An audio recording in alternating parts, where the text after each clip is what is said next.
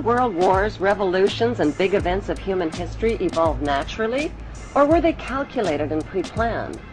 If they were pre-planned, who planned them, and what are they planning for the future of humanity? The answer to this puzzling question can be found within the boundaries of 3 of the world's most powerful cities. Those 3 cities belong to no nation and pay no taxes. They are Washington's District of Columbia, which is not part of the city of Washington or of the United States, the inner city of London, which is not part of London or England, and Vatican City, which is not part of Rome or Italy. These cities, called city-states, have their own independent flag, their own separate laws, and their own separate identity.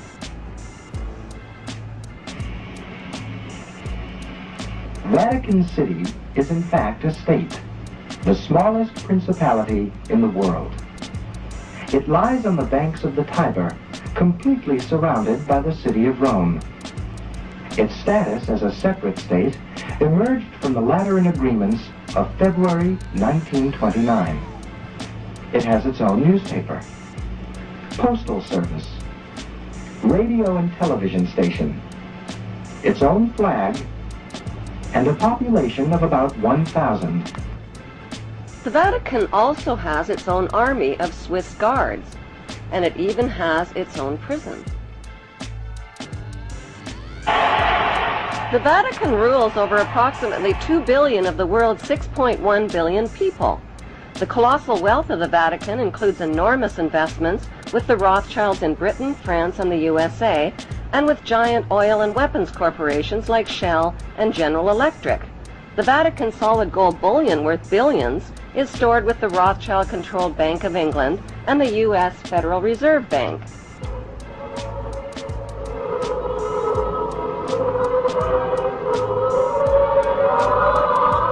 The Catholic Church is the biggest financial power, wealth accumulator, and property owner in existence, possessing more material wealth than any bank, corporation, giant trust, or government anywhere on the globe.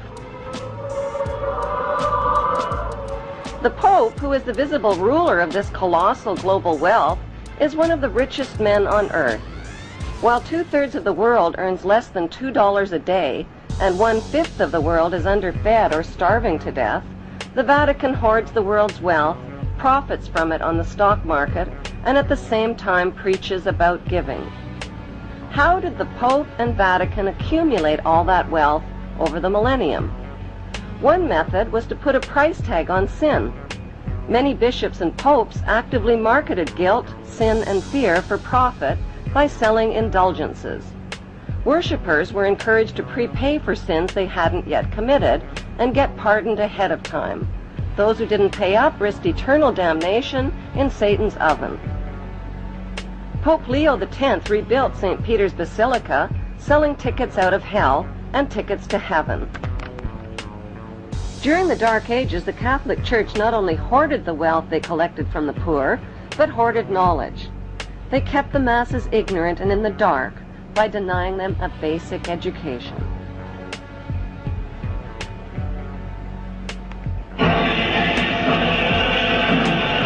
More than 60,000 armed Christians were on their way to reclaim Jerusalem from the infidel.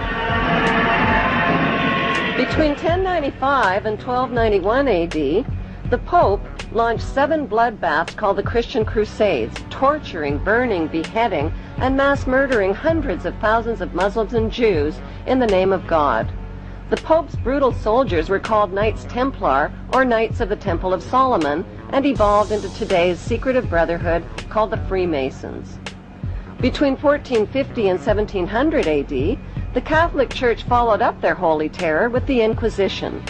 Based on rumors of practicing witchcraft, the Catholic Church hunted down, tortured, and burned alive millions of innocent women at the stake.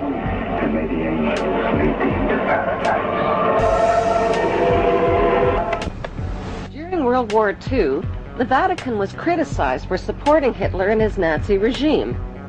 To this day, the Vatican is still under investigation for plundering Nazi gold from the Swiss bank accounts of Jewish Holocaust victims.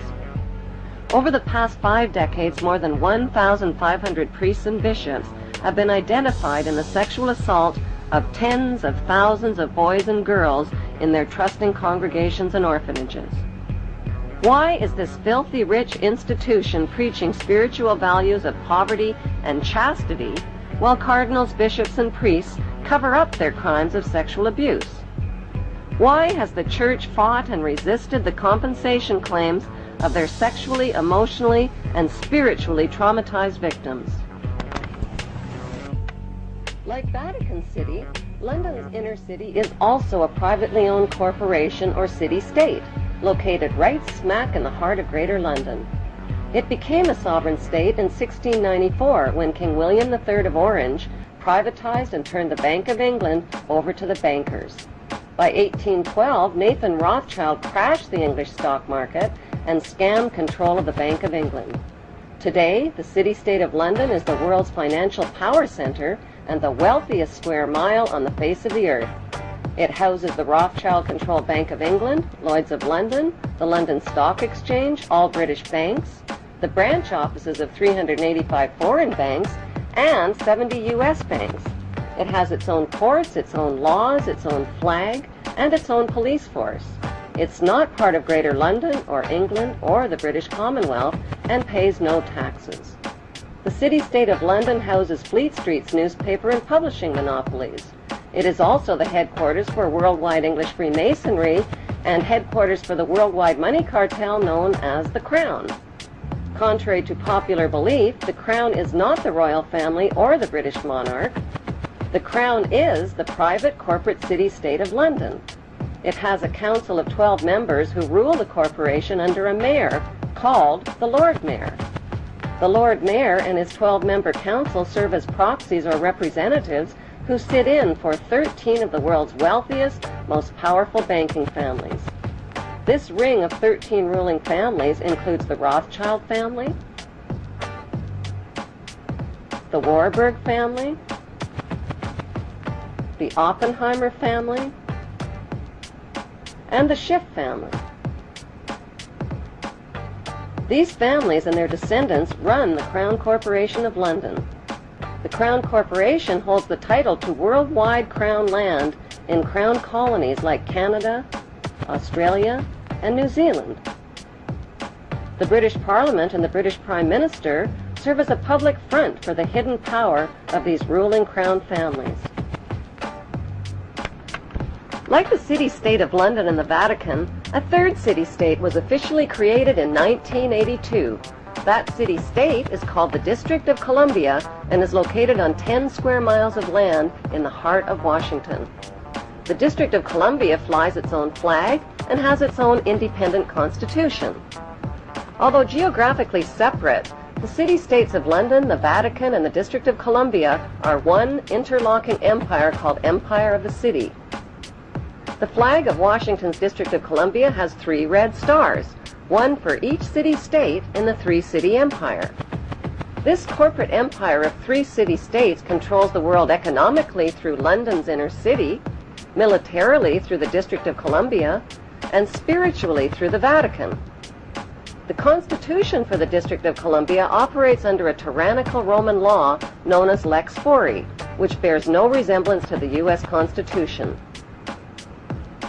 When Congress passed the Act of 1871, it created a separate corporate government for the District of Columbia.